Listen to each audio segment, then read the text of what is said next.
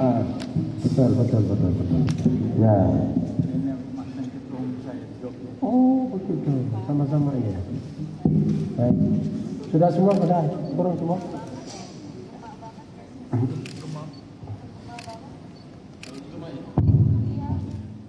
Assalamualaikum warahmatullahi wabarakatuh. Bismillah, alhamdulillah, salatu wassalamu ala rasulillah wa ala alihi wa sahbihi wa man. Pertama mohon maaf pada kawan-kawan wartawan nunggu begitu lama ya? Kayak wartawan ilmunya satu, harus sabar. Kalau nggak punya ilmu sabar ya nggak dapat berita. Saya atas nama Dewan Pimpinan Pusat Partai Nasdem, tentu saja bersama dengan seluruh jajaran DPP Nasdem, ada Bu Liling, ada Kakak Atang, ada Kakak Aam, ada Kakak Siar, Mbak Oki, Kakak Taslim tadi sudah pergi duluan, memperoleh kehormatan. Ada tamu agung, tamu yang mulia, tamu dari sebuah komunitas yang punya sejarah panjang di Indonesia, dari suatu kelompok masyarakat atau kelompok politik yang punya sejarah panjang di Indonesia, yaitu Partai. Ada tambahannya Ribon? Enggak kan? Masyumnya sih kan? Ribon itu dari yang pimpinan Masyumi baru ini atau Masyumi Ribon ini, itu kawan-kawan saya dan senior-senior saya. Sebelah Pak Abdullah Ihamahwa, ini tokoh himpunan mahasiswa Islam yang saya kenal betul ketika saya masih mahasiswa. Mas Yani sahabat saya ketika di DPR. Apa yang disampaikan? Tentu saja yang pertama silaturahim, membangun kebersamaan, membangun kolaborasi dengan Nasdem yang tujuan intinya adalah mendukung pasangan Anies Rashid Baswedan dan Muhaimin Iskandar atau Abdul Muhaimin Iskandar, atau kawan-kawan menyingkatnya menjadi pasangan Amin. Jadi nanti setiap sholat 5 waktu didoakan oleh seluruh dunia. Amin, amin. Itu tujuannya. Kami sambut baik dukungan dari Masyumi. Kami sambut baik dan akan dilakukan langkah-langkah berikutnya untuk memenangkan Mas Anies dan Mas Muhaimin. Saya kira itu dari saya. Untuk selanjutnya saya persilahkan kepada Mas Yani untuk menyampaikan orasi. Bismillahirrahmanirrahim. Assalamualaikum warahmatullahi wabarakatuh. Waalaikumsalam. Kawan-kawan, sahabat kami dari Partai Nasdem yang kami hormati, sekaligus kami muliakan, dan khususnya kawan-kawan media yang hadir pada sore hari ini. Kedatangan kami ke Partai Nasdem atau di Nasdem Tower pada siang dan sore hari ini, yang pertama tadi sebagaimana telah dikemukakan oleh sahabat saya, rekan saya Gus Coy, adalah silaturahim antara dua partai, Partai Masyumi dengan Partai Nasdem. Yang kedua, juga kami Partai Masyumi jauh sebelumnya telah memutuskan di dalam rapat mekanismenya di Partai Masyumi, yaitu memberikan dukungan, karena kami tidak bisa berdasarkan aturan dan peraturan undang-undang untuk ikut mencalonkan, karena mencalonkan partai-partai yang punya kursi atau partai-partai yang masuk di dalam parlemen. Oleh karena itu kami memberikan dukungan penuh atas telah dideklarasikan, yaitu pasangan Amin tadi, Anies Rashid Baswedan dan Pak Muhaimin Iskandar.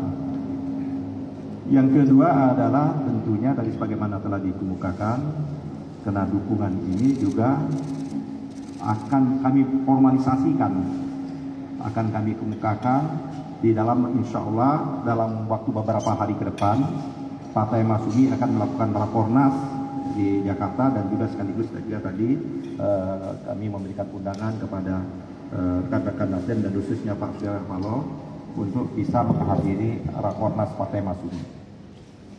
Yang ketiga, diharapkan bahwa bisa bekerja sama dan ikut bahu-membahu ya, dalam rangka untuk memenangkan pasangan Amin di Pilpres 2024. Tadi saya mengatakan ada beberapa sukses. Yang pertama tentu kami akan mendukung, mengusung, mengawal dengan segala daya upaya yang ada di Partai Masyumi agar proses yang pertama sukses dalam proses pencalonan. Dan insya Allah sebagaimana dikemukakan oleh Bang Surya Paloh di hari deklarasi, pada waktu KPU membuka proses pendaftaran Capres dan Cawapres, dan Bang Surya menyatakan akan menjadi partai pertama atau kelompok pertama yang mendaftarkan di KPU, dan insya Allah dari Partai Masyumi akan menyamai dan menyertai dalam proses tersebut. Jadi sukses betul di dalam proses pencalonan, tidak ada hal-hal ihwal yang bisa menghalangi. Yang kedua adalah tentu karena ini kerjasama, dan juga kami akan memberikan dukungan sukses di dalam rangka kampanye nanti beberapa hari atau minggu ke depan nanti. Dan yang ketiga adalah sukses memenangkan pemilu. Artinya insya Allah pada tanggalnya, pada waktunya, rakyat Indonesia secara keseluruhan memberikan dukungan dan pilihan kepada Amin, yaitu pasangan Anies Rashid Baswedan. Dan oleh karenanya Partai Masyumi akan menggerakkan semua simpul-simpul pengurus mulai dari DPT, DPW, DPD, DPC yang ada di seluruh Indonesia maupun simpatisan maupun keluarga besar Masyumi untuk mengawal dan memberikan dukungan agar pasangan ini dimenangkan. Saya kira itulah kedatangan kami. Dalam rangka untuk memenangkan ini saya agak lupa, maka Partai Masyumi membentuk unit sendiri, membentuk task force tersendiri yang kami beri nama Kumparan, Komite Pemenangan Anies Rashid Baswedan. Dan ini tim kami sedang berjalan di beberapa provinsi, terutama Jawa Tengah dan Jawa Timur, melakukan pelatihan BIMTEK dan lain sebagainya. Jadi dukungan, baik dukungan dalam konteks elektoral maupun dukungan dalam pemantauan, karena Masyumi akan mengambil angle, dan sebagaimana bisa dilihat di Masyumi TV, kami concern betul agar pemilu ini berjalan jujur dan adil. Satu-satunya mahkota pemilu itu adalah jujur dan adil. Kalau pemilu itu dilakukan tidak jujur dan adil, maka dia kehilangan harkat dan martabat sebagai pemilu itu. Oleh karena itu, Masyumi akan mengambil spesifikasi untuk mengawal pemilu jujur dan adil itu. Saya kira itu yang ingin saya sampaikan. Terima kasih pada Gus Troy dan terima kasih juga pada kawan-kawan media. Bila itu saya, Assalamualaikum warahmatullahi wabarakatuh. Waalaikumsalam warahmatullahi wabarakatuh. Ada tambahan dari Pak Abdullah ya Mawar? Itu. Kawan-kawan wartawan ada pertanyaan?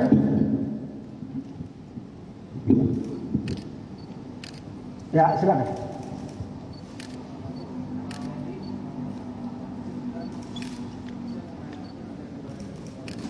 Hah?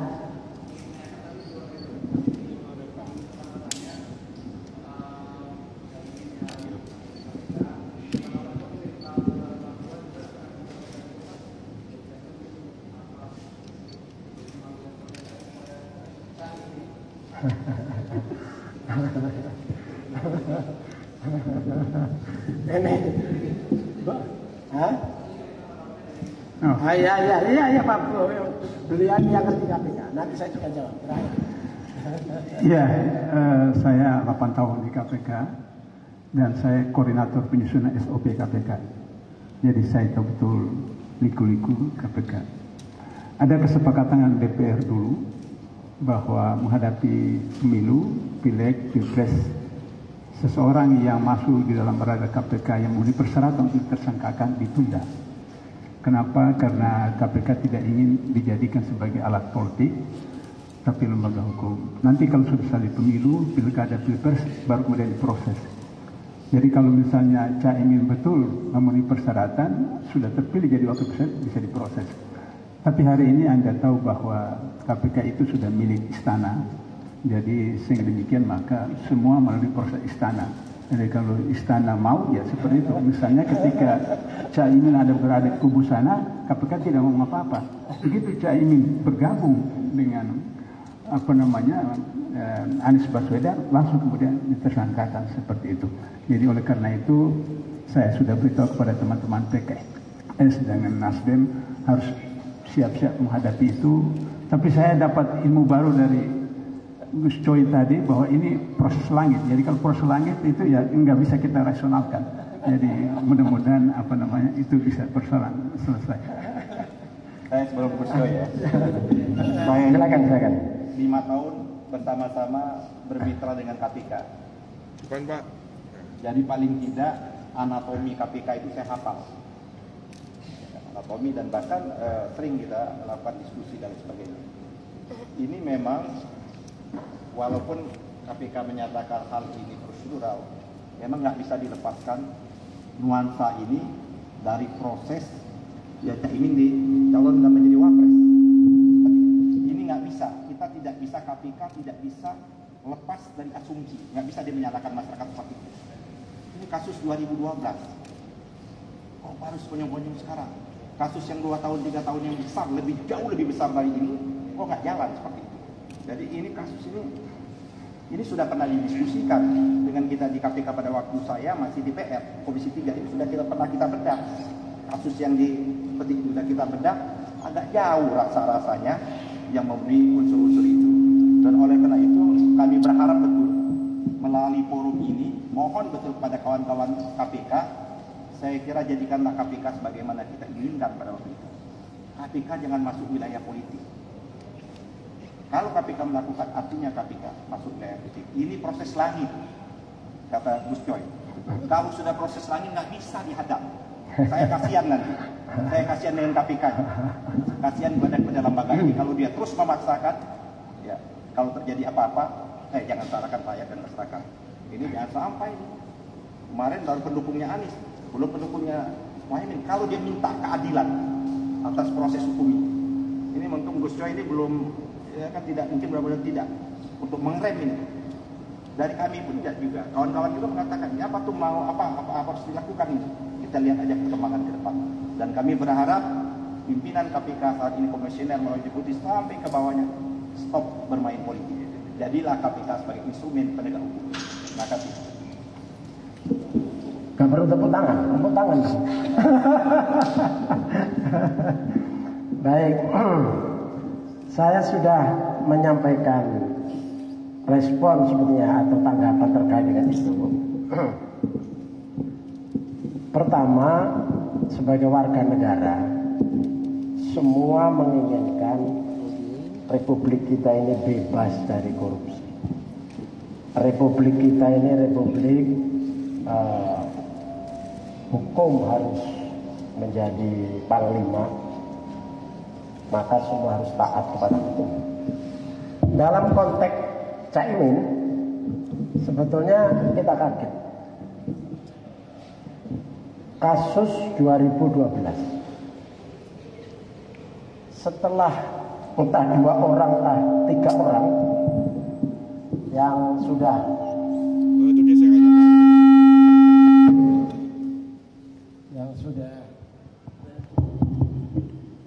diproses dalam hukum,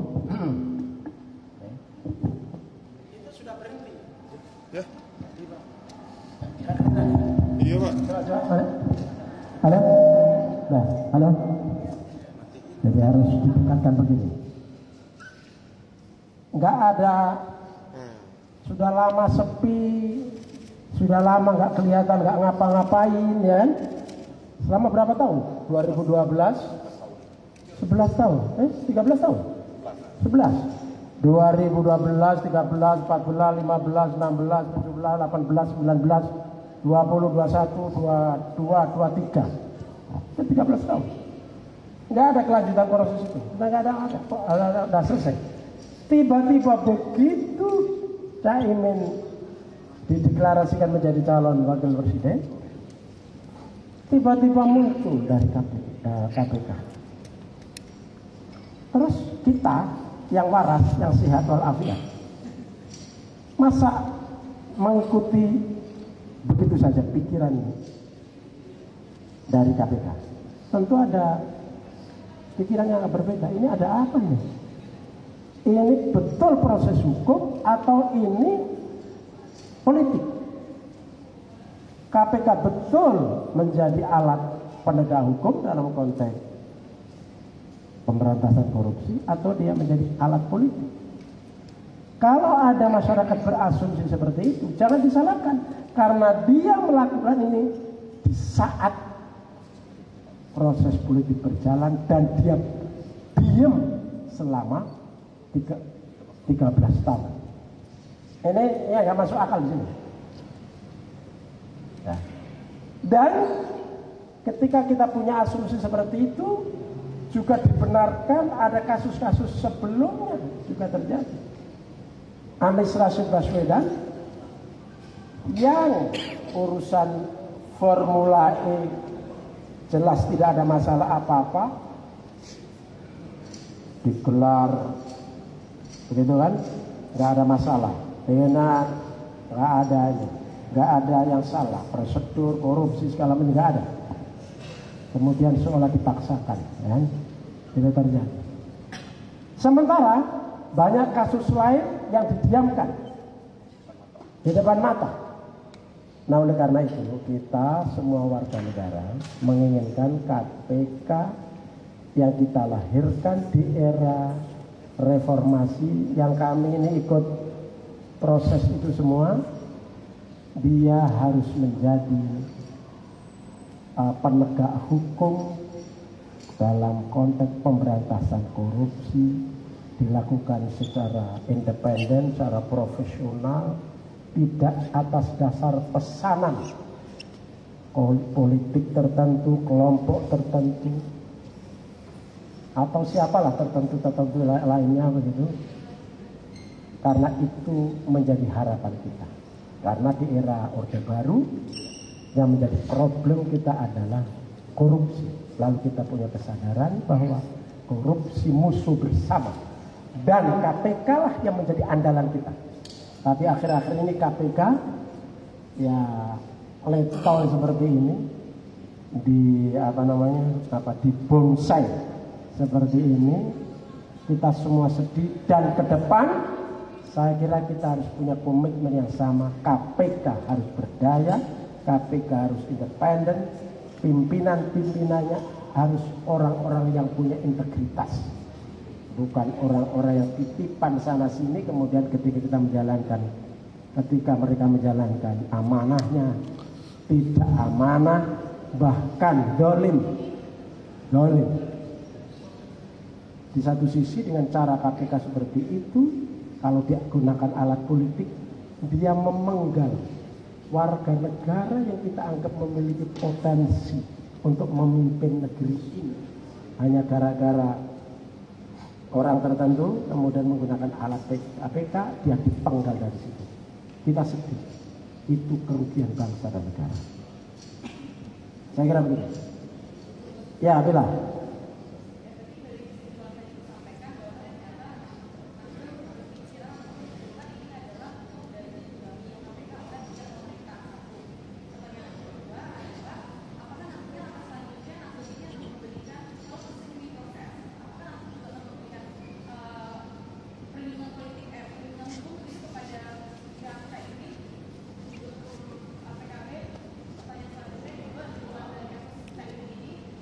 Ojo banyak-banyak, lupa saya nanti.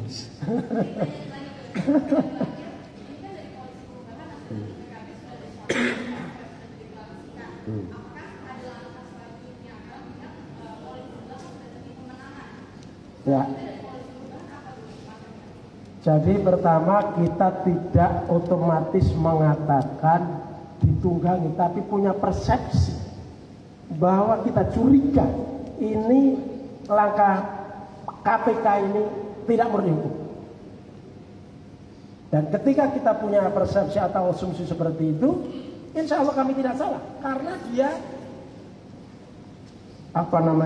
mengumumkan memeriksa Caimin itu persis setelah deklarasi.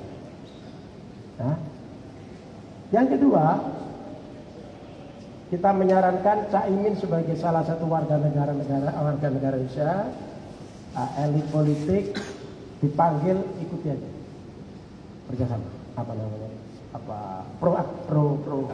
proaktif ya namanya. Proaktif. Tapi kami yang memang sudah sepakat bulat pasangan Anies Muhaimin, apapun yang terjadi, kami semua pendukungnya akan membela sampai kapanpun. Ini ahli hukum, ini sudah siap membela kalau ada apa-apa begitu. Cukup kan? Bela, apa lagi? Apa itu? Ya, oke. Jadi kami akan melakukan rapat dengan koalisi untuk membahas langkah-langkah yang akan kami lakukan. Tentu langkah berikutnya yang paling penting adalah kita mungkin membentuk tim gitu ya. Kemudian tim merumuskan apa yang dilakukan, sosialisasi, konsolidasi, sosialisasi ke daerah, menyampaikan ini loh pasangan kami, kualitasnya ini, visinya ini, masa depan kalau Indonesia kami pimpin seperti ini, dan seterusnya. Itu akan kami lakukan. Belum. Dalam waktu yang sesingkat-singkatnya, insya Allah ada pertemuan. Ya. Jadi antara PKB dan Nasdem. Sesingkat-singkatnya ini, sesingkatnya belum bisa saya sampaikan teknisnya. Insya Allah di sini. Kenapa tidak ada PKS? Baru ada, ya karena PKS belum ada rapat Dewan Syuro, ya. Nah, rapat Dewan Syuro setelah mereka memutuskan baru. Untuk sementara kami berdua dengan PKB, ya. Saya kira begitu. Gus, ada dua pertanyaan, Gus. Salah satu, kan Nasdem sama PKB sudah berkoalisi nih, sementara kan terus Demokratnya keluar. Kira-kira dari koalisi perubahan butuh tambahan kekuatan lagi nggak? Secara koalisi apa udah mantap gitu dengan formula yang sekarang? Kedua, tak minta tanggapan soal PBNU yang tak minta dibawa-bawa untuk politik praktis gitu kan. Terus kan PKB sendiri ini kan masanya sebagian emang besar emang NU gitu. Nah itu tanggapan dari Nasdem gimana untuk pernyataan yang PBNU pertama itu? Kami mantap dengan koalisi ini, tetapi kami terbuka untuk seluruh kekuatan politik, partai politik, komunitas-komunitas politik untuk bergabung dengan kami. Jadi kami terbuka dan kami malah bersyukur siapapun, partai apapun. Demokrat sudah mengatakan mundur, kalau balik lagi ya marhaban. Marhaban kembali lagi. Silakan begitu kan. Jadi kami terbuka. Yang kedua, kaitannya dengan NU itu kita itu. Jadi NU itu ada dua istilah yang berkembang di dalam NU. Ada NU struktural, NU kultural. Nah, NU kultural itu disebut warga Nahdliyin. Warga Nahdliyin itu diperbolehkan bahkan dengan NU-nya juga, dengan strukturalnya juga. Itu khitoh. Jadi NU itu punya khitoh. NU artinya apa? Artinya seluruh warganya boleh mendukung partai politik apapun, ikut koalisi capres, cawapres siapapun, itu boleh. Dengan pedoman, ada 9 pokok pedoman berpolitik bagi warga Nahdlatul Ulama. Antara lain yang harus dilakukan adalah orientasi untuk kemaslahatan dan dilakukan secara akhlakul karimah. Kira-kira gitu. Sehingga warga NU bebas, mau kemana bebas. Jadi PBNU nggak bisa melarang warganya, kadernya untuk berpartai dengan partai apa, koalisi dengan siapa, itu nggak ada larangan, itu bebas. Termasuk Caimin harus dibebaskan, tidak boleh lagi didistorsi, tidak boleh lagi misalnya dicemooh-cemooh, kan? Itu hak dia. Apalagi dia pemimpin partai yang dilahirkan dari rahim Nahdlatul Ulama. Dia punya hak yang sah. Gitu itu. Terus mau nanya kan kalau dilihat dari dapil Jawa Timur sendiri kan ada istilah namanya dapil neraka nih. Gimana kan? Suaranya. Untuk dapil Jawa Timur sendiri kan ada sebutan dapil neraka nih. Nah kan di dalam itu kan ada banyak sekali calon-calon yang punya nama besar lah. Dan mungkin kan di situ juga Nasdem juga mengirimkan utusannya lah ya. Kira-kira optimis menang nggak? Optimis tapi tetap ikhtiar, kerja keras, dan tentu saja berdoa. Saudara-saudara, sebagaimana yang saudara-saudara wartawan baca, Mas Anies kalau hasil surveinya kan di luar Jawa hampir seluruh menang, kecuali beberapa provinsi, ya kan? Kecuali mayoritas di luar Jawa. Jakarta menang, Banten menang, gitu ya. Jawa Barat bersaing sama Prabowo kejar-kejaran. Lemah ada di Jawa Tengah dan Jawa Timur, gitu kan? Jawa Timur mayoritas NU. Jawa Tengah dalam konteks kultural tentu saja NU. Secara politik PKB nomor 2. Jawa Timur hampir sama, PDIP sama PKB sama.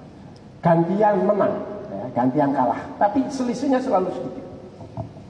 Nah, dalam konteks ini, dengan hadirnya Caimin menjadi wakil presiden, kita berharap PKB melakukan mobilisasi terhadap warga Nahdien, bukan struktur NU, warga NU, untuk diyakinkan bahwa ini yang menjadi wapresnya Anies ini adalah kader NU asli, tulen, pakai shotgun asli, bahkan darah biru, dijamin komitmennya, dijamin kesetiaannya, gitu kan?